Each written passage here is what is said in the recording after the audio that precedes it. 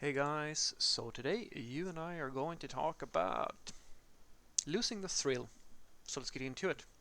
So the question in question was, Frederick, I'm a software developer, but I no longer feel motivated or any thrills from doing cool things, quote unquote, nor do I feel any pride in my work, but I still like to program. What should I do? You, my friend, you've just graduated. Congratulations. You are now on your way, assuming now, of course, you have quality education and you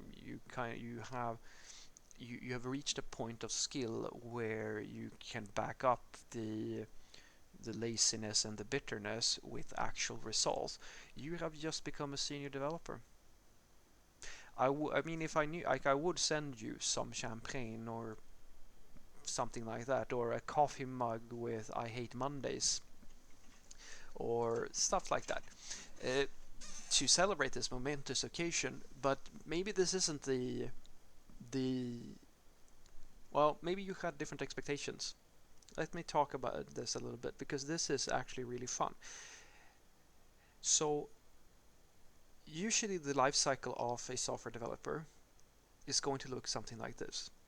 If you are, because you're describing yourself as not having the thrill of doing cool things anymore, which gives me a hint as to who you are as an individual. And my guess is that you started out being a very engaged and very passionate software developer.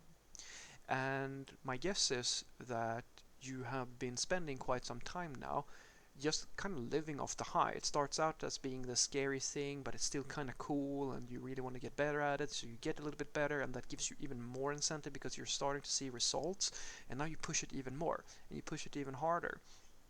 And so you keep on doing that, and before you know it, you start to realize that, well, you're not reading as many articles anymore because most of them you kind of already read, and most of the time it's just another pitch for using service meshes by someone who doesn't know what that is, or it's someone who swears that if we just do more testing it's going to solve all the problems that we have, or it's someone who claims that serverless is the future of everything. And you start to see a pattern.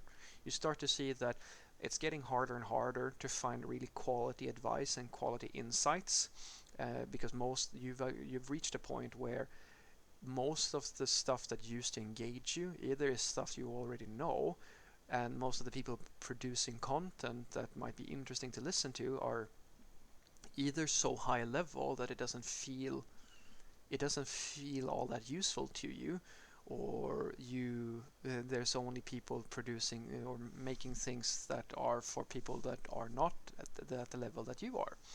And now there's a very nice book called The Dip, and the essence of The Dip is that uh, everybody goes through this. Everyone who goes through a professional career of any kind goes through this life cycle. You have now reached the dip, and the dip is when you have reached a point where your ambitions and whatever you're doing actually does, like, because that usually starts off by growing in linear or exponential linear or an exponential fashion, but at some point you're going to start leveling out, and then it's going to dip because now you feel like you've reached the peak, you've done everything, like there's not much more for you, right? You don't feel engaged. And here is where most people drop off. It's actually funny because the same sort of thing they say about YouTube channels and so forth, that even if you get really, really successful, at some point the interest of your channel is going to lose its novelty at some point, and there's going to be a period where everything's kind of just, you're losing people, like you're losing subscribers, or you're not actually seeing any growth anymore. It's just stagnating.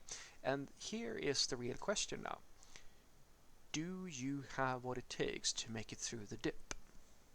Because a lot of people, when they see that the growth isn't there anymore, they don't get the same really, really strong results. Same thing when it comes to build fitness and stuff like that. It's easy to gain muscle in the beginning, but you're going to stagnate. The question is, can you be consistent when you don't see as much result? And if you make it to the other side, if you can make it through, you will actually become a true professional. And that's where you are right now. You're in that process right now of becoming a true professional, where you start going from that everything is super cool and all the trendy things are super cool, to getting to a point where you kind of just know how to deliver. Like, it's not cool anymore, it's just work, it's just the thing that you do.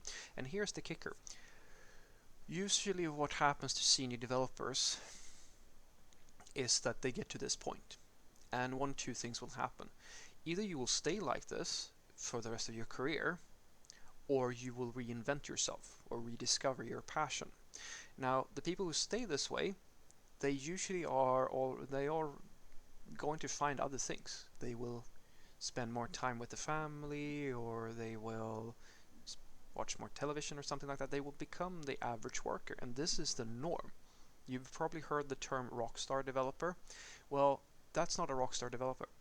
That's the thing that everybody has, or that's the thing that people are hiring because they need developers, but the thing they want are the rock stars. And the rock stars are the people who actually push it, who continue and pushing and so forth. The problem is, as I said, it's not possible for you to do that endlessly. Nobody's you will come to the dip at some point. It's inevitable, at the very least, according well, not necessarily according to the book, but it's going to happen to you. But what's beautiful about it is that even if you feel unmotivated, you still have the skills, I'm assuming, and you can still do the work. And so even if if you just enjoy programming, you don't have to worry that there's some requirement on you to be a rock star. There are some companies who are looking for that sort of person, but the vast majority of companies just need you to do the job. And if you enjoy that, you have like a dream position. You like your job and you're good at it, and people will pay a lot of money for you to do that thing. That's like the sweetest gig there is. The other type of developer is the ones who will later, and this can still happen to you, even if you feel a little bit unmotivated and stuff like that. It might come to the point where you realize that, you know what, I have a lot of savings now. I have, I don't know, I have a significant other and kids, or like whatever you're looking for in life. You have reached a point, because that's the thing, right? We dream of all of these things when we're in a time of instability, but if we get too stable, we get bored. And when you get to that point, some developers will just go, you know what, I've had enough. Things are too smooth, they're too easy. I'm gonna do something different. I'm gonna take a little bit of risk. And then you might end up joining a startup. You might start your own company. You might find some way of reinventing yourself, and the passion comes back. And that is the part of the dip. That's why it's not like the endless slope, or like the pit of no return. It's a dip. It's not something that is constant, because if you make it through the low period of your motivation and in your career, you will see at some point that you actually gain a lot of the passion and a lot of the satisfaction and enjoyment from your work back. You will reinvent yourself, or you will figure out that, you know what, there's this other thing I haven't really considered before, and the passion starts growing. And I have worked with many senior developers who has either been working for years in either a really boring consultancy or something like that, or in a really big corporation, and then they join a little startup or something like that, and they feel like all that passion is coming back. Like, they feel like, oh, this is fun again now. So what I want you to take away from this is that don't worry if you don't feel that you want to be part of all the cool things, or if you don't feel all that much pride in your work. All that means is that you're in the dip.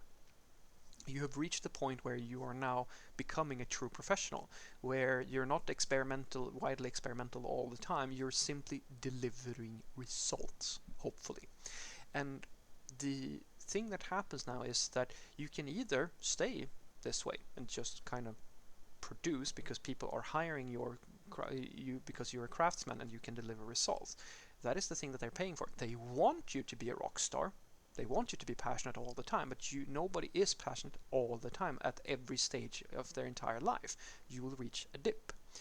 And if you can make it through that dip, you might actually realize that you rediscover yourself. You go and stabilize your life to a point where now you actually feel like, you know what, this is a little bit too safe right now. I want to take some risk. I want to do some fun stuff just for me and see where that leads. And quite often I find at the very least that ends the dip, and you go and realize that, hey, there's all this cool stuff over here that brings back my passion.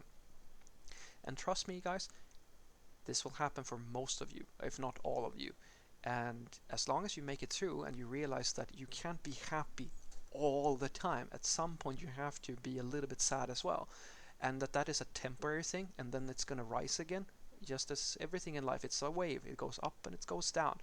And if you can make it through the down periods, you're going to have an awesome time on the peak periods. Have a great day.